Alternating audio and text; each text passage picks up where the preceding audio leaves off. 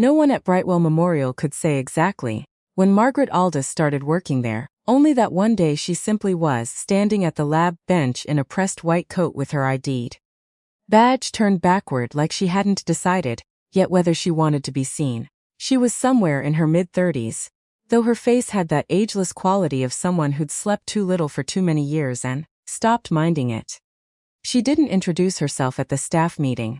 She didn't bring donuts on her first day, the way new hires usually did, that nervous little bribe for goodwill. She walked into the toxicology lab, found her station, and started reading old case files, like she was catching up on a conversation that had been going on without her for years. The lab techs noticed first, the way people in small, enclosed spaces always notice anything that doesn't fit the rhythm. Brightwell Memorial's forensic toxicology unit was not a large department. 6 people, 4 of whom had worked together for over a decade, all of whom had opinions about everyone who came through the door. Margaret Aldous gave them nothing to work with. She didn't complain about the ancient mass spectrometer that jammed twice a week. She didn't join the Friday lunch order. She ate alone, usually standing at her bench, usually reading something that wasn't a magazine. Patricia Vance noticed second and noticed harder. Patricia had run that lab, unofficially, for 11 years. She knew where everything was kept, who owed who favors in the medical examiner's office, which detectives could be trusted to wait for results, and which ones needed to be managed like toddlers. She did not appreciate a stranger who moved through her territory like she already knew the floor plan. "She's odd," Patricia told the others more than once in the break room over the coffee machine that always ran a little too hot. "She doesn't talk about herself. Have you noticed that? You ask her anything personal, she just redirects, like she's been trained to do it." Nobody had a good answer for that, so they let it sit there, a small unexamined suspicion gathering dust in the corner of the room. The senior toxicologist, a man named Dr. Calvin Reyes, had 19 years in forensic chemistry, and the kind of confidence that came from being right. Often enough that he'd stopped checking his own work as carefully as he should.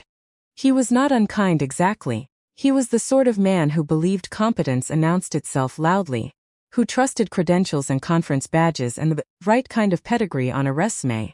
Margaret's resume, what little of it existed in the personnel files, was thin.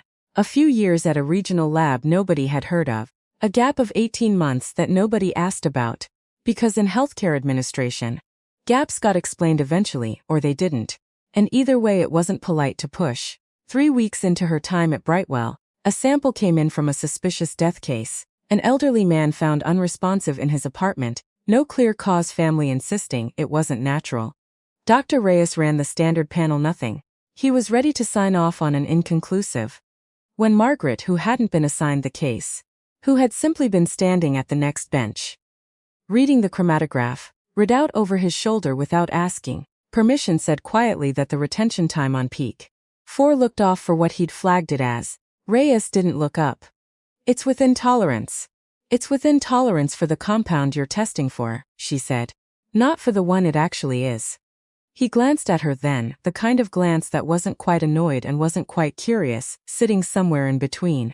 He asked what she thought it was. She told him, "A obscure cardiac glycoside, derived from a plant most people had never heard of. One that metabolized fast and left almost nothing behind in a standard tox screen, unless you knew specifically to look for its breakdown products." He told her she was probably wrong, that he'd run 1,000 of these panels, and he knew what he was looking at.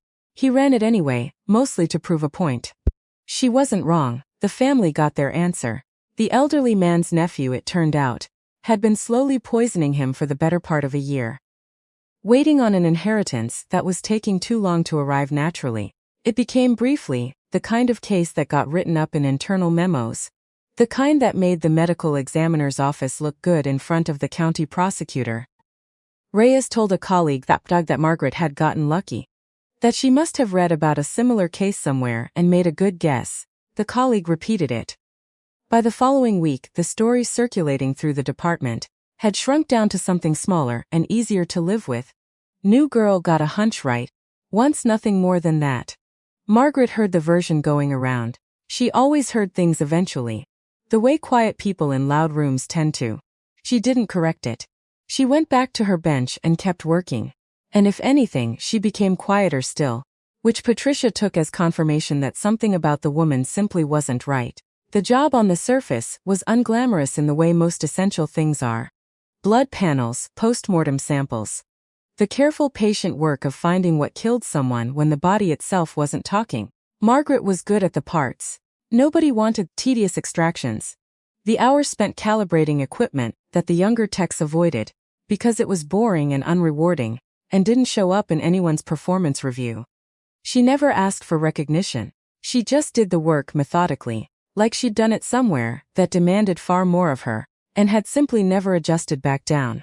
Her locker, when Patricia finally found an excuse to glance inside it one afternoon, while pretending to look for a missing reagent kit, held almost nothing personal: a spare lab coat, a pair of running shoes that looked like they'd seen real miles, not gym miles, and tucked behind a box of gloves, a small laminated card, official-looking with a seal.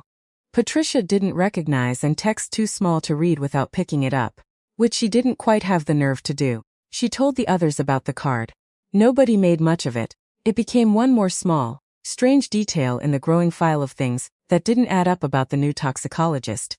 Filed away next to her silence and her unexplained 18 months, and the way she sometimes flinched, just slightly, at loud unexpected sounds like a slammed door or a dropped tray, before catching herself and going still again.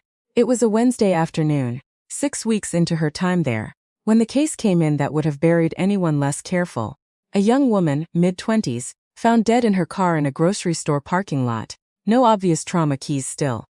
In the ignition engine off, initial responding officers called it a probable overdose, which on the surface fit the picture cleanly enough. A small baggie of prescription pills in the glove compartment. No suicide note, but no real surprise either. Given what the family quietly admitted about her history with anxiety medication, the medical examiner's office, overloaded that month, was inclined to close it fast. Cause of death: accidental overdose.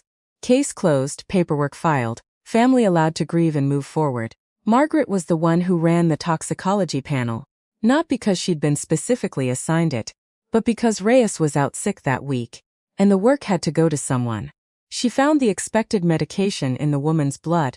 She also found something the standard panel wasn't built to catch, unless someone went looking deliberately. Trace levels of a fast-acting sedative. Not something that had been prescribed to the victim, present in a concentration too low to have caused death on its own, but exactly the kind of concentration you'd see if someone wanted to incapacitate a person quietly, before staging something else to look like an accident. She flagged it. She wrote it up carefully, methodically, the way she did everything, and sent it up the chain. It did not land well. The detective on the case, a man under pressure to close files fast in a department, stretched thin, pushed back hard. The medical examiner, similarly stretched, was inclined to agree with him that Margaret's finding was an overreach, a low-probability anomaly, being read into more than it deserved. Patricia, when she heard about it in the break room, didn't bother hiding her opinion. "She's been here 6 weeks, Patricia said, loud enough to be heard by anyone passing the doorway. "Reyes has 19 years and he didn't flag it. She wants to turn a tragic accident into a conspiracy, because she needs to prove something.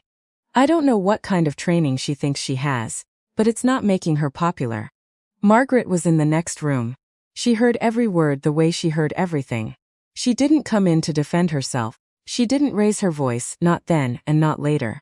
She simply went back to her bench, requested a second, more targeted assay on the sample, paid for it quietly out of a small discretionary fund she had access to that nobody quite understood the source of, and waited. The second test confirmed exactly what she'd flagged. Not just the sedative, but a degradation pattern in the compound, consistent with a specific delivery method. One that matched a drink residue later recovered from the young woman's car. A drink that had not come from any store receipts found on her. A drink someone else had handed her. By the time detectives reopened the case properly, re-interviewed the boyfriend who'd reported her missing 2 hours after she was already dead, the story the family had been told, the comfortable, closed-file story, had collapsed entirely. It would take another 5 weeks of real investigation to build. But the foundation of it, the single thread that unraveled the whole thing, started at Margaret Aldous's bench with a flagged anomaly nobody else had wanted to see. She didn't celebrate. She didn't bring it up. When Reyes, back from sick leave, reviewed the file and realized what had nearly been missed under his own name. He said nothing to her directly, only filed the proper credit through internal channels. In a way that made it look procedural rather than personal. It was, Margaret thought privately, exactly the kind of quiet correction she'd expected from him, and exactly the kind of acknowledgement she'd long ago stopped needing. She ate lunch alone that day too, standing at her bench, reading a worn manual she kept in her bag, the kind of technical reference most people in the building had never heard of, and wouldn't have recognized even if they'd looked at the cover. That night, 3 time zones away, a phone rang in an office that did not appear on any public federal directory. The call was brief, 4 minutes no more. The voice on the other end used a name that wasn't the one on Margaret's badge, a designation built from a unit and a number rather than a person, and asked whether she was still active, still reachable, still willing. She said she was, she always was. Friday morning arrived gray and ordinary, the kind of overcast that made everyone in the building move a little slower, a little less alert. Nobody in the lab expected anything beyond the usual backlog of samples and the usual hum of the ventilation system that had needed replacing for 2 years running. The first sign was the phones. Every secured line in the medical examiner's administrative wing rang within 90 seconds of each other, a coordinated sequence that made the front desk staff exchange uneasy glances before anyone even picked up. Then came the black SUVs, 3 of them, pulling into the staff lot without slowing for the visitor checkpoint, parking in a formation that suggested the drivers had done this exact maneuver before, in places far less polite than a county medical examiner's parking lot. 4 agents came through the front doors. They didn't run, but they moved with the unmistakable economy of people who didn't waste steps. Badges out before anyone could ask.